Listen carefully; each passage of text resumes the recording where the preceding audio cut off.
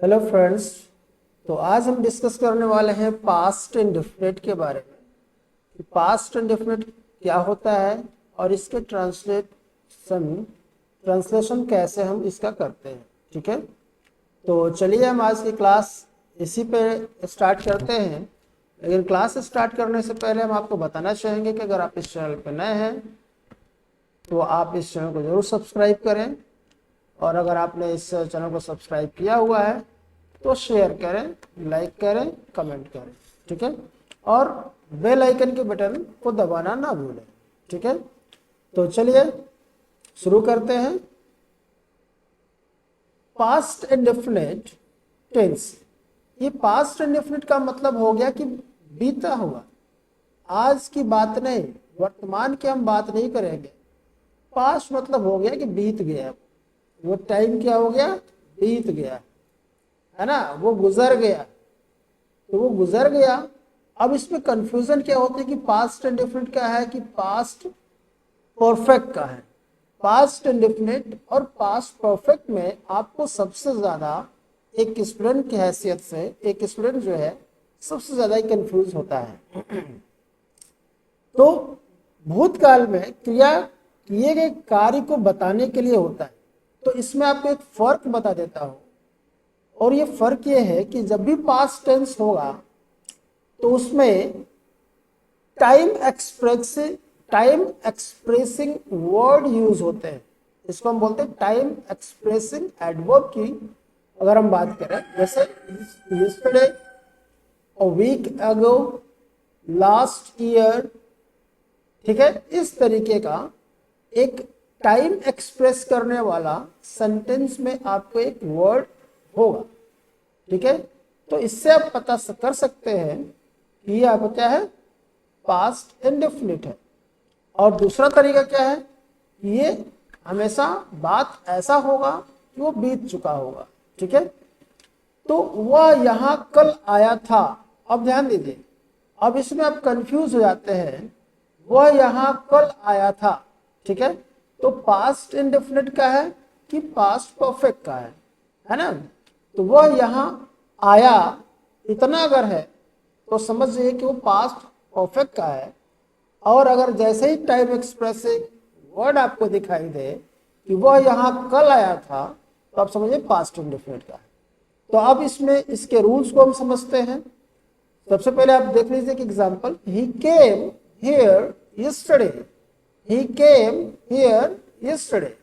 ठीक है, तो इतना तो आपको क्लियर हो गया कि इसमें क्या यूज होना है, कौन कौन से वर्ब का हम यूज करेंगे और किस तरह का ये स्ट्रक्चर होना होगा, ये आपको एक अंदाजा लग गया होगा। ठीक है, तो चलिए, मुझे तुम्हारा मैसेज पिछले हफ्ते मिला था। इसमें भी देखिए पिछले हफ्ते, टाइम एक्सप्रेसिंग वर्ड है ना। I received your message last week, उसने पिछले साल स्कूल छोड़ दिया। She left school last year, इसमें भी आप देख रहे हैं, है ना, कि टाइम एक्सप्रेसिंग एडवर्ब है। तो अब आइए, कभी कभी पास्ट इंडेफिनिट टेंस में समय सूचक शब्दों का प्रयोग नहीं होता है, पर वाक्य से क्रिया के भूतकाल में होने का पता चलता है। ठीक है, यानी कि काम हुआ है। जैसे मैंने अंग्रेजी लखनऊ में सीखी, अब इसमें आपका टाइम एक्सप्रेसिंग नहीं है, लेकिन इसमें पता यह चल रहा है कि आपको काम पहले कर चुके हैं। I learn English in Lucknow, इस वाक्य से हमें इंग्लिश सीखने का काम भूतकाल में हुआ है पता चलता है। अतः इस वाक्य को पास्ट इंडेफिनिट में ही बनाएंगे। मैं सही से सो नहीं पाया, आई डिडंट स्लीप वेल, उन्होंने मेरी सहायता की, दे हेल्प्ड मी, वह रोज कई घंटे पढ़ता है। he studied many hours every day, वह रोज सुबह चाय पिया करता था। he drank tea every morning। तो पास्ट इंडेफिनिट टेंस के वाक्यों को इंग्लिश में ट्रांसलेट करने का तरीका को समझते हैं। अभी तो आपने ये एग्जांपल्स को समझा है। ठीक है, तो अब देखिए इसके वे ऑफ ट्रांसलेशन, यानी रूल्स क्या है तो आप ये स्ट्रक्चर आप ध्यान से देख लीजिए, सब्जेक्ट प्लस वर्ब की सेकेंड फॉर्म और ऑब्जेक्ट, ये किस तरह के सेंटेंस पे लागू होता है। तो ये सेंटेंस पे लागू होता है अफर्मेटिव सेंटेंस, क्योंकि इसमें आपका हर नेगेटिव पे अलग हो जाएगा रूल्स। और ये अफर्मेटिव यानी कि साधारण वाक्य जिसको हम बोलते हैं, जो अभी आपने एग्जाम्पल देखे हैं, ठीक है। तो ये आपका साधारण वाक्य है। रेल ट्रैक्टर से टकराई, तो आप देखिए रेल है ना, यानी कि ट्रेन। अब टकराना का कोलाइड होता है, तो कोलाइड का सेकंड फॉर्म क्या होगा, collided. Very good. With tractor कर सकते हैं, ठीक है। तो ट्रेन कोलाइडेड विद ट्रैक्टर, है ना, या ट्रैक्टर ट्रॉली, ठीक है, जैसे ट्रैक्टर में ट्रॉली होता है पीछे। तो train collided with tractor trolley, ठीक है, ये क्लियर हो गया। वो बाकी लोगों की तरह चुप रहा, ठीक है, बाकी लोगों की तरह चुप रहा। तो क्या हो जाएगा, he kept, second form keep का सेकेंड फॉर्म केप्ट। मम, देखिए कीप मम एक वर्ड, अच्छा वर्ड है। कीप मम क्या होता है, कीप मम यानी मौन धारण करना, ठीक है, मौन धारण कर लेना यानी कीप मम, ठीक है, मम। अब मम इसमें पी लगा देंगे तो एक बीमारी हो जाएगी गलसुए की, जिसमें गलसुआ होता है उसको बोलते हैं मम्स, ठीक है। तो यहाँ पे मम्स नहीं है, कीप मम, ठीक है। तो क्या हो जाएगा, ही केप्ट मम लाइक द रेस्ट, और रेस्ट मतलब होता है बाकी, बाकी सब ठीक है, यस, रेस्ट इज एवरीथिंग, है ना, रेस्ट इज एवरीथिंग। तो इस तरीके के अफर्मेटिव सेंटेंस को हम बनाते हैं। यानी कि अफर्मेटिव सेंटेंस को बनाने के लिए क्या हमें ध्यान में रखना होगा, second form, subject plus second form plus object. अब आते हैं नेगेटिव सेंटेंस में। तो नकारात्मक सेंटेंस यानी नेगेटिव जिसमें नहीं शब्द आते हैं, तो उसमें अब क्या होता है, वर्ब की फर्स्ट फॉर्म, बहुत सिंपल है, वर्ब की फर्स्ट फॉर्म, है ना। लेकिन इसके साथ हेल्पिंग वर्ब क्या लगता है, तो डिड, क्या लगेगा, डिड, DID, डिड, है ना। जैसे आप प्रेजेंट में लगाते थे, प्रेजेंट इंडेफिनिट में डू या डज का यूज करते थे, उसी तरीके से यहाँ पे डिड का यूज करना है हेल्पिंग वर्ब, बहुत सिंपल है। तो सब्जेक्ट प्लस डिड नॉट, है ना, डिड यानी कि नेगेटिव है तो डिड नॉट, प्लस वर्ब की फर्स्ट फॉर्म प्लस ऑब्जेक्ट। इसमें अब क्या समझना है ना, ये बिल्कुल आपको क्लियर है कि आपको स्ट्रक्चर आपको याद करना है नेगेटिव सेंटेंस के लिए, और वो आपको अफर्मेटिव सेंटेंस के लिए। तो अफर्मेटिव में और नेगेटिव में क्या डिफरेंसेस होते हैं प्रेजेंट पास्ट एंड डेफिनिट के लिए, तो ये आपका डिड नहीं यूज होता है, डिड नॉट यूज नहीं होता है, और यहाँ पे वर्ब फर्स्ट फॉर्म की जगह पे सेकेंड फॉर्म यूज करते हैं अफर्मेटिव। आज मोहन नहीं हकलाया, अब बताइए हकलाना का क्या होता है अंग्रेजी, today Mohan did not stammer, today Mohan did not stammer. तो आप याद कर लीजिए, स्टैमर, स्टैमर का मतलब होता है हकलाना, ठीक है। तो स्टैमर, आज राम नहीं तुतलाया, तुतलाना क्या होता है बाबू, तुतलाना का राम डिड नॉट लिस्प, क्या बोलते हैं, लिस्प, क्या बोलेंगे, लिस्प, लिस्प मतलब क्या होता है, तुतलाना, ठीक है, समझ गए बेटा, अच्छा, बहुत अच्छे। तो क्या हो जाएगा, आज राम नहीं तुतलाया, तो Ram did not Lisp today, okay. तुमने मेरे सवाल का जवाब नहीं दिया, you did not answer my question. अब यहाँ पे देखिए, you did not give answer my question, ऐसा गलत हो जाता है बेटा। यहाँ पे गिव का यूज हम नहीं करते हैं, गिव मतलब देना होता है, ऐसा नहीं होता है, ये बहुत सारे लोग मिस्टेक करते हैं। तो यहाँ पे सिर्फ आंसर का मतलब हो गया उत्तर देना, ठीक है, उत्तर देना, यानी आंसर का मतलब सिर्फ उत्तर ही नहीं होता, उत्तर नहीं, उत्तर देना पूरा, ठीक है। तो ये आप छोटी छोटी चीजें हैं, ये आपको आनी चाहिए, ठीक है। मैंने आपको पहचाना नहीं जनाब, I did not recognise you, recognise, recognise का मतलब क्या होता है, तो पहचानना, ठीक है, recognise, I did not recognise you, ठीक है। अच्छा, मैंने यह अपनी आंखों से नहीं देखा, मैंने यह अपनी आंखों से नहीं देखा, I didn't see it with my own eyes, ठीक है, I didn't see it with my own eyes. ठीक है, हमने उनमें से किसी को दोबारा नहीं देखा। We did not see any of them.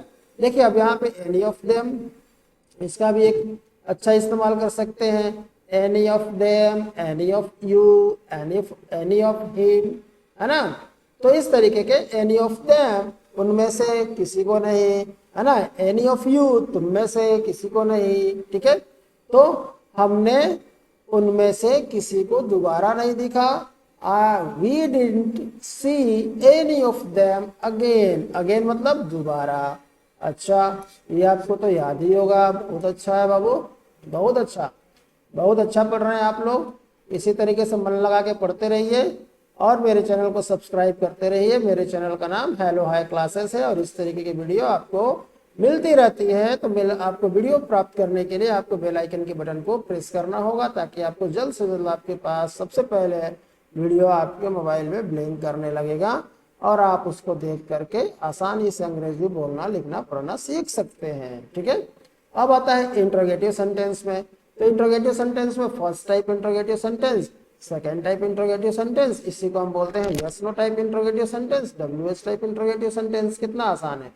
तो अगर yes no type interrogative sentence है या फर्स्ट टाइप इंट्रोगेटिव सेंटेंस है तो did plus subject plus verb की फर्स्ट फॉर्म प्लस ऑब्जेक्ट, यानी जो नेगेटिव में डिड सब्जेक्ट के बाद लगता था उसी को आप डिड पहले लगा सकते हैं, लगाते हैं सब्जेक्ट के पहले। और इस डिड का अब यहाँ पे क्या मतलब हो जाता है, क्या। ठीक है, इस डिड का क्या मतलब हो जाता है यहाँ पे, क्या। ठीक है, क्या तुमने किसी से आने के लिए पूछा, did you ask anybody to come. क्या तुमने किसी से आने के लिए पूछा। तो देखिए डिड पहले लगाया, यू लगाया, आस्क लगाया, एनीबॉडी टू कम। ठीक है, तो बहुत आसान है। क्या तुम उसके पापा को देखने हॉस्पिटल गए थे, did you go to see his father to the hospital. Did you go to see his father, क्या तुम उसके पापा को देखने गए थे, कहां पर, टू द हॉस्पिटल, हॉस्पिटल में। क्या तुम दिल्ली में 10 साल रहे, did you live in Delhi for 10 years। या ओ माय गॉड, क्या रीता ने वहां तमाशा बनाया। नहीं होता है ना कि कभी कभी किसी को गुस्सा आ जाता है किसी महफिल में, किसी प्रोग्राम में, तो तमाशा बनाती। Did Rita create a scene, did Rita create a scene there. इसे तमाशा बनाना या बवाल मचाना, create a scene, create a scene. ठीक है ना, तो did Rita create a scene there. क्या तुमने उसकी बात नहीं सुनी, did you not listen him. क्या तुमने उसकी बात नहीं सुनी, did you not listen him, है ना। क्या आज बारिश नहीं हुई थी, did it rain today. Did, देखिए अब यहाँ पे डिड नॉट यूज होगा, डिड नॉट आप यूज कर सकते हैं। Did it not rain today या डिडंट इट रेन टुडे। ठीक है, यह बनाएंगे।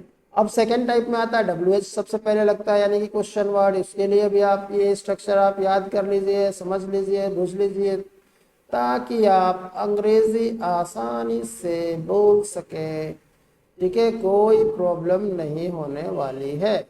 जब तक आप मेरे वीडियो को देखेंगे तब तक आपको कोई परेशानी नहीं होने वाली है और आप आसानी से अंग्रेजी बोलना सीख सकते हैं। बोलना, लिखना, पढ़ना, समझना, ये सब आपको आ सकता है, बशर्ते कि आपको टाइम, आपकी कैपेसिटी पे डिपेंड करता है कि आप कितनी तेजी से आप सीखते हैं।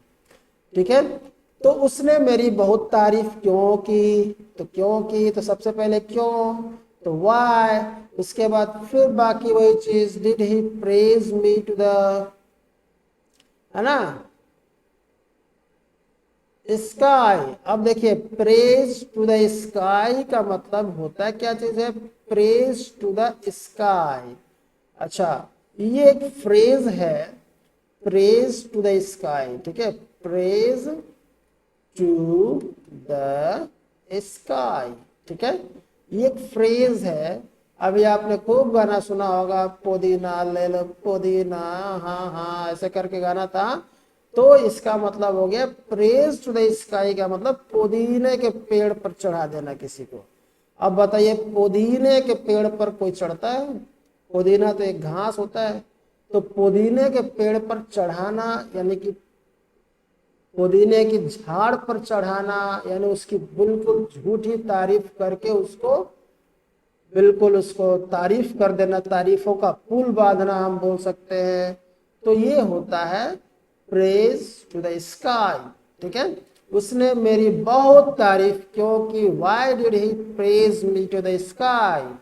ठीक है, तो अगर आप किसी को पुदीने के पेड़ पर चढ़ाना होगा तो आप बोल सकते हैं प्रेज टू द स्काई। तुम अपने वादे से क्यों मुकर गए? Why did you go back on your words? तुम भिखारी पर क्यों हंसे थे? Why did you laugh at beggar? आप मुंबई से कब आए? When did you return from Mumbai? तुम इतनी जल्दी वापस क्यों आ गए? Why did you come back soon? आप वापस कब आए? When did you return? उसे क्या हुआ? बोलते ना उसे क्या हुआ? What happened to him? What happened to him? वो यहाँ क्यों आया था? Why did he come here?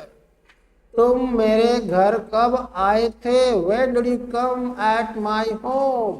अच्छा, एक स्पेशल रूल इसके लिए, who और नेवर के साथ डिड हेल्पिंग वर्ब का प्रयोग नहीं होता है। कान खोल के सुन लो बेटा, कान खोल के सुन लीजिए कि हु और नेवर के साथ डिड हेल्पिंग वर्ब का प्रयोग नहीं होता है। आप समझ लीजिए, ये एक स्पेशल रूल है। ठीक है, उन्हें वहां कौन ले गया? Who took him there. Took मतलब ले जाना, टुक मतलब सिर्फ लेना ही नहीं होता, ले जाना है ना। उसे अंदर ले आओ, टेक हिम इनसाइड बोलते हैं ना, उसे अंदर ले आओ, टेक हिम इनसाइड। ठीक है, तुम्हें यहाँ किसने बुलाया था? तुम्हें यहाँ किसने बुलाया था? Who call you here? यह तुमसे किसने कहा था? Who told it to you? यह तुमसे किसने कहा? Who told you this? मैं वहां कभी नहीं गया, आई नेवर गो देयर। देखिए, जब नेवर का यूज होगा अफर्मेटिव सेंटेंस नहीं, ये नेगेटिव मानिए, नेगेटिव के साथ डिड का यूज करते हैं, लेकिन नेवर जब करेंगे कभी नहीं जब आएगा सेंटेंस में तो डिड नॉट का प्रयोग नहीं करेंगे, सिर्फ नेवर यूज करेंगे और वर्ब की सेकंड फॉर्म की जगह फर्स्ट फॉर्म यूज करेंगे। अब प्रैक्टिस करिए। मैंने यह अपनी मर्जी के खिलाफ किया, I did it against my will. उसने मेरी सलाह का गलत मतलब निकाला, ही टुक माई एडवाइस अमिस। नई दीवार के मलबे के नीचे 21 लोग मर गए। अब देखिए यहाँ पे एक वर्ड आया मलबा। मलबा होता क्या है? मलबा, मलबा, मलबे, है ना। तो देखिए, जब नेचुरल क्लैमिटी की बात करें, नेचुरल क्लैमिटी का मतलब बाढ़ आना, बाढ़ में भी मलबा निकलता है और भूकंप में उससे ज्यादा मलबा निकलता है। जब मकान ढह जाते हैं, ढिमला जाते हैं, गिर जाते हैं तो एक ढेर इकट्ठा हो जाता है, उसी को बोलते हैं मलबा। तो नई दीवार के मलबे के नीचे 21 लोग मर गए। अब आइए, मलबे को इंग्लिश में क्या बोलते हैं? डेब्रिस। क्या बोलेंगे? Debris. 21 laborers died under the debris of new wall। ठीक है, 21 laborers died under the debris of new wall। मुझे इस बात का पता लग गया, I got wind of this matter। अच्छा, तो अब एक बहुत ही अच्छा एक और फ्रेज आ गया, गेट विंड। अब गेट विंड का मतलब क्या होता है? Keep silent.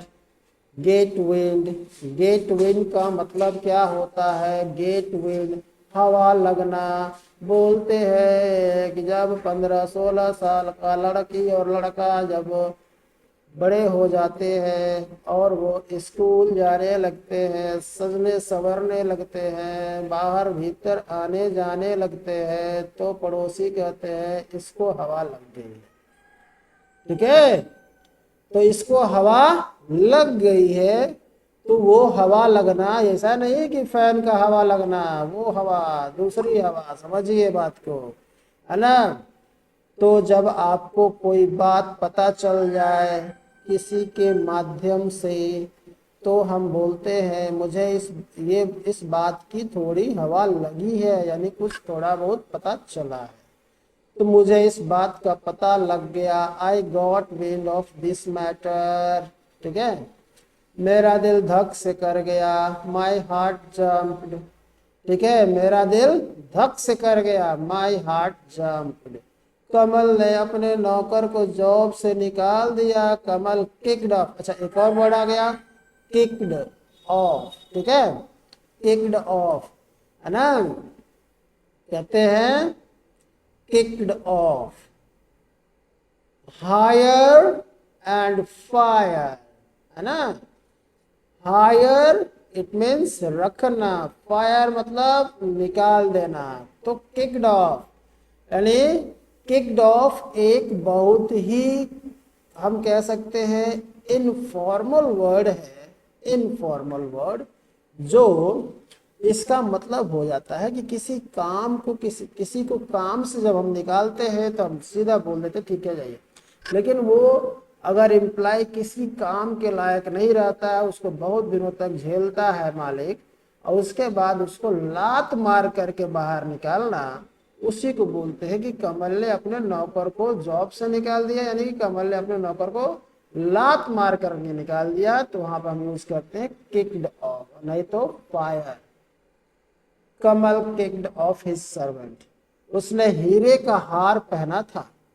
शी वोर, वोर मतलब आप जानते हैं वोर, शी वोर अ नेकलेस, वोर वियर का सेकंड फॉर्म वोर। तो ये आपकी प्रैक्टिस के लिए मैंने आपको कुछ सेंटेंसेस बताए हैं, और इससे आप और भी ढेर सारे सेंटेंसेस आप बना सकते हैं। ठीक है, तो हाँ, शी वेयर वोर डायमंड नेकलेस बोल सकते हैं। तुमने अच्छा काम किया, you did a good job. उसने अपने पिता का कर्ज चुका दिया, तो क्या हो जाएगा, ही पेड ऑफ हिज फादर डेब्ट। मैं खून का घूंट पीकर रह गया।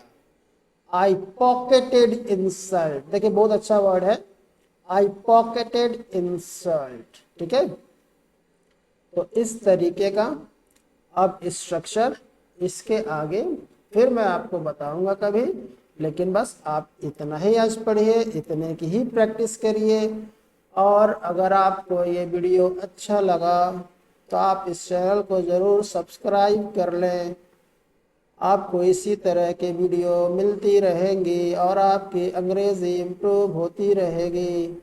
और इम्प्रूव के साथ साथ आप अपने इस वीडियो को, इस चैनल को अपने दोस्तों और रिश्तेदारों में जिसको भी ज़रूरत हो उसको शेयर करते रहें, सब्सक्राइब करते रहें, कराते रहें। ठीक है, और इसी तरीके के अच्छे अच्छे वीडियो और अच्छे अच्छे सेंटेंस पढ़ते रहें। So that's enough, and please do subscribe my channel. Thank you so much, bye bye.